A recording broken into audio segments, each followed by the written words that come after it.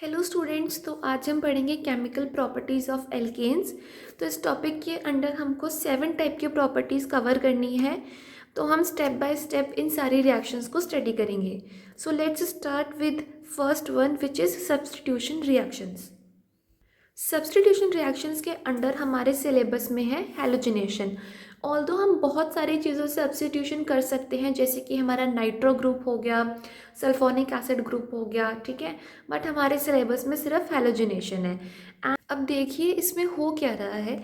मैंने यहाँ पे CH4 ले लिया है और यहाँ पे मैंने Cl2 का मॉलिक्यूल ले रखा है और यहाँ पे मैंने H म्यू ले रखा है। इसका मतलब कुछ नहीं है, इसका मतलब सनलाइट है। मीन्स इसको थोड़ा बहुत एनर्जी चाहिए रिएक्शन को आगे कंप्लीट करने के लिए, तभी इसको हम डिफ्यूज्ड सनलाइट में यूज़ करते हैं, ठीक है। अब देखिए सब्स्टिट्यूशन का मतलब क्या होता है, कोई एक चीज़ हटती है और कोई दूसरी चीज़ आकर लगती है, राइट। तो यहाँ से क्या हुआ, ये वाला H मेरा हट जाएगा और इसकी जगह मेरा ये वाला Cl आके लग जाएगा और ये H मेरा इधर चला जाएगा। सब्स्टिट्यूशन का मतलब यही होता है, ठीक है। तो अब देखिए बन क्या रहा है, ये बाकी के 3 H तो ऐसे ही रहेंगे। इधर मेरा आ गया Cl प्लस में इधर मेरा क्या आ गया, HCl आ गया। तो ये क्या बन गया, हमारा पहला स्टेप हमारा बन गया। तो यहाँ पर देखिए जो हमारा सेकंड स्टेप है, वहाँ पर क्या हुआ, जो फर्स्ट स्टेप का मेरा प्रोडक्ट बना है वो यहाँ पर इसी का रिएक्टेंट बन जाएगा और यहाँ पर भी इस वाले Cl के साथ ही सब्स्टिट्यूट हो जाएगा और यहाँ पर भी मेरा क्या आ जाएगा, Cl आ जाएगा। तो यहाँ बेसिकली कितने हो गए, 2 मॉलिक्यूल हो गए, सॉरी 2 एटम हो गए मेरे क्लोरीन के और 2 मेरे हाइड्रोजन के हो गए।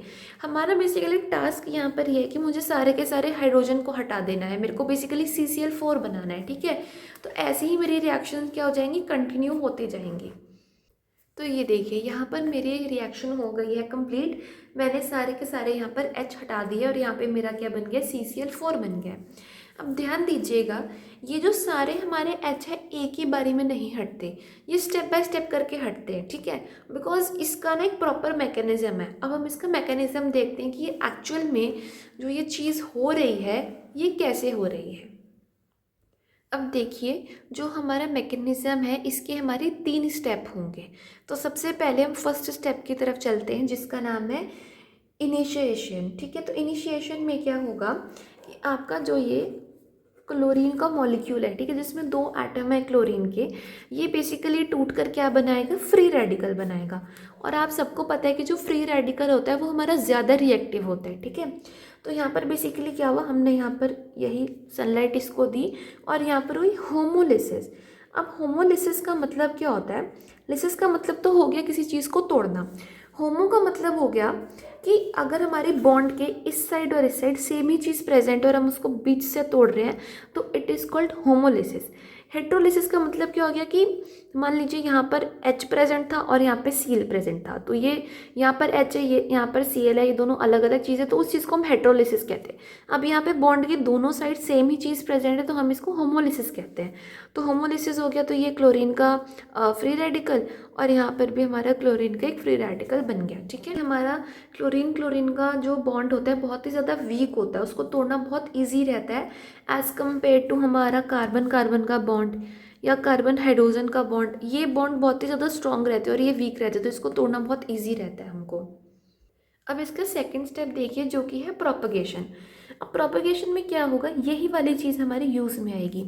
ये जो चीज़ है ये कैसे यूज़ में आएगी, ये हमारे उस पर अटैक करेगी मीथेन पे। देखिए जो हमारे सबसे पहले स्टेप में मीथेन था CH4, वही चीज़, ये जो मीथेन है इस पे हमारा क्लोरीन का फ्री रेडिकल ने क्या किया, एक्ट किया। और इसने एक्ट करके क्या किया, यहाँ से एक हमारा क्या है, हाइड्रोजन को एक्सट्रैक्ट कर लिया। तो इसने खुद तो HCl बना दिया और इसको अकेला छोड़ दिया ऐसे, ठीक है। देखिए यहाँ पर आपको अच्छे से समझ में आएगा, ये मेरा CH4 है और यहाँ पे क्लोरीन का फ्री रेडिकल है। इस फ्री रेडिकल ने इस वाले H पर अटैक किया और इसको अपने साथ लेकर HCl बना दिया और ये CH3 हमारा अकेले ऐसे रह गया, ठीक है, एज अ फ्री रेडिकल। अब देखिए, अब जो हमारा ये मिथाइल का फ्री रेडिकल बना था, अब इसने क्या किया कि Cl2 पे इसने अटैक करना शुरू किया। अब इसने Cl2 के ऊपर अगर अटैक किया, मान लीजिए इसने इस वाले Cl के ऊपर अटैक किया, तो खुद ये क्या बन गया, CH3Cl बन गया और साथ में क्लोरीन का एक फ्री रेडिकल, ठीक है। बिकॉज क्या हुआ, ये वाली बॉन्ड हमारी टूटी, तो ये वाला Cl तो इसके साथ लगकर इसने प्रॉपर ये कंपाउंड बना लिया और ये Cl अकेला रह गया एज फ्री रेडिकल, ठीक है। तो यहाँ पर क्या हो गया, हमारा फर्स्ट स्टेप ख़त्म हो गया। जैसे आप देखिए यहाँ पर भी जो हमारा फर्स्ट स्टेप था, हमें क्या मिला था, CH3Cl मिला था, ठीक है। यहाँ पर भी हमको क्या मिला है, CH3Cl हमको मिला है, ठीक है। अब आप चाहें तो ये जो रिएक्शन इसको फर्दर भी कंटिन्यू कर सकते हैं, ठीक है। जैसे कि यही CH3Cl है, फिर से जो हमारा क्लोरीन का मॉलिक्यूल है उसने अटैक किया यहाँ पर, ठीक है, और हमारा क्या बन गया, CH2Cl हमारा बन गया, साथ में HCl हमारा बन गया। फिर इसने फर्दर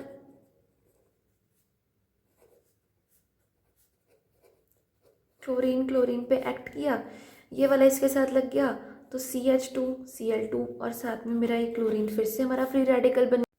तो देखिए जो इसका थर्ड स्टेप है टर्मिनेशन, उसमें हमारी बहुत सिंपल सी चीज़ होएगी कि जो हमारे सारे के सारे फ्री रेडिकल्स हैं वो आपस में जुड़ने लग जाएंगे। जैसे देखिए ये क्लोरीन के फ्री एटम्स फ्री रेडिकल्स हमारे जुड़ के हमको क्या दे दिया, Cl2 दे दिया।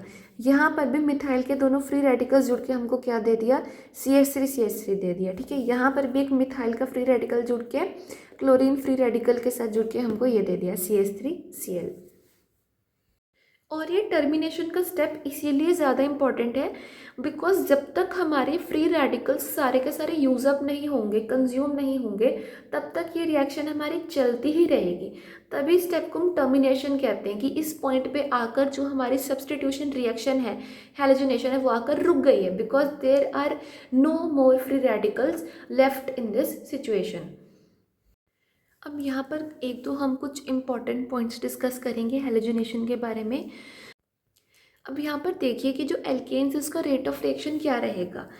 जब हम फ्लोरीन के साथ कराएंगे उसकी हैलोजनेशन तो उसका रेट ऑफ रिएक्शन बहुत ज़्यादा रहेगा, ठीक है, बिकॉज ये बहुत ज़्यादा अनकंट्रोलेबल रिएक्शन रहती है, बहुत फास्ट ये रिएक्शन हमारे पास रहती है, ठीक है, और बहुत ही ज़्यादा अनकंट्रोलेबल होती है,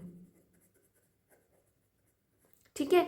एंड ये वाली तो बहुत ही ज़्यादा हमारे पास स्लो रिएक्शन होती है, तो ये बहुत ही ज़्यादा स्लो रिएक्शन है और बहुत ज़्यादा रिवर्सिबल भी होती है। तो अगर ये रिवर्सिबल है तो हमारा तो प्रोडक्ट जो हम चाहते कभी बन ही नहीं पाएगा, वो तो वापस से रिएक्टेंट की तरफ जाता जाएगा। तो ऐसी सिचुएशन में हम यहाँ पे बहुत ही ज़्यादा स्ट्रॉन्ग ऑक्सीडाइजिंग एजेंट यूज़ करते हैं। स्ट्रॉन्ग ऑक्सीडाइजिंग एजेंट हमारे कौन कौन से हो गए, एक हमारा HNO3 हो गया और एक मेरा क्या हो गया, HiO3 हो गया। अब देखिए ये करते क्या हैं।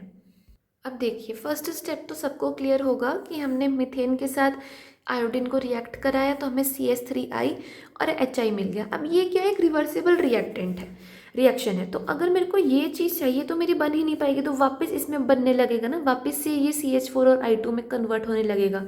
तो मुझे इस चीज़ को रोकना है, तो मैं क्या करूँगी, ये जो HI है मेरा, इसको मैं रिएक्ट करवा दूँगी। इसको बेसिकली मैं ख़त्म करवाना चाह रही हूँ with HiO3 which is a very strong oxidizing agent. तो यहाँ पर मेरी क्या रिएक्शन होएगी, 3I2 प्लस में 3H2, ठीक है, और यहाँ पर आप 5 लगा दीजिए ताकि ये इक्वेशन बैलेंस आउट हो जाए।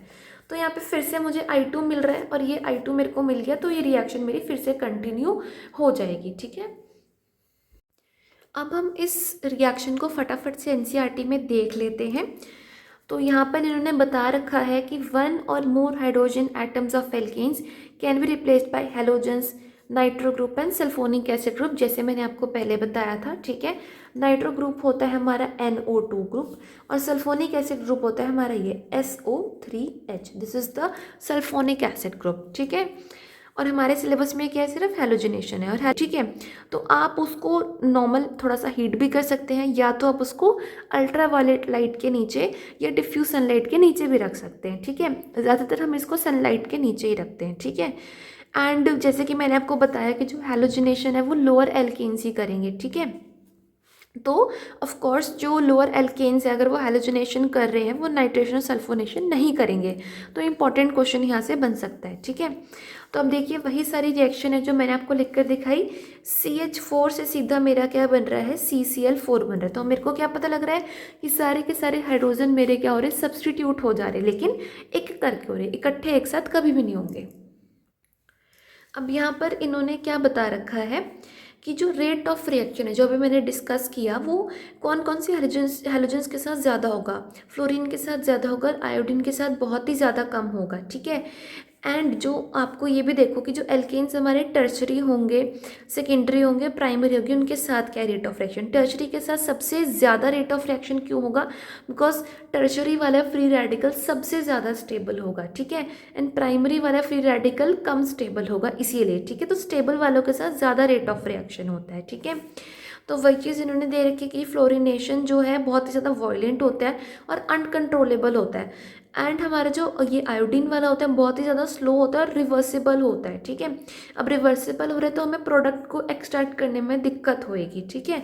तो यहाँ पर हम क्या करते हैं, स्ट्रॉन्ग ऑक्सीडाइजिंग एजेंट लेते हैं, HiO3 या HNO3 आप इनमें से ले सकते हैं, ठीक है। और यहाँ पर इन्होंने मैकेनिज़्म के बारे में डिस्कस किया है।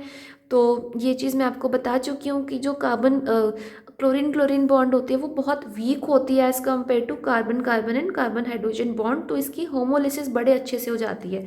हमने इसको तोड़ा, यहाँ पे क्लोरीन का फ्री रेडिकल हमको दो दो मिल गया।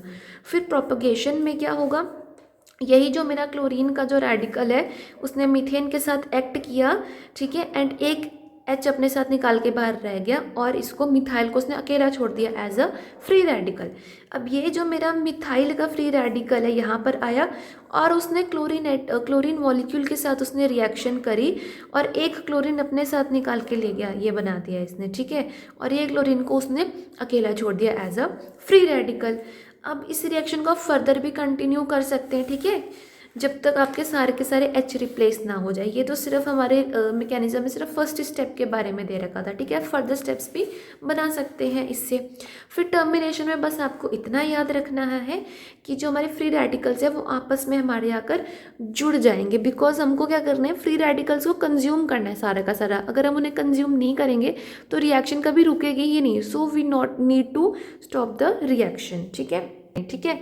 एंड इस स्टेप में हमको इथेन भी देखने को मिलता है और आपको पता है कि इथेन तो इसका एक एज अ प्रोडक्ट भी हमको मिलता है, ठीक है।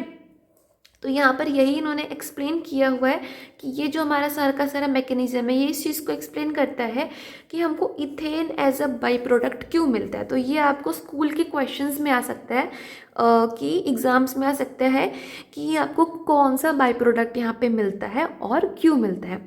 So that's it for today's lecture. Thank you so much and all the very best.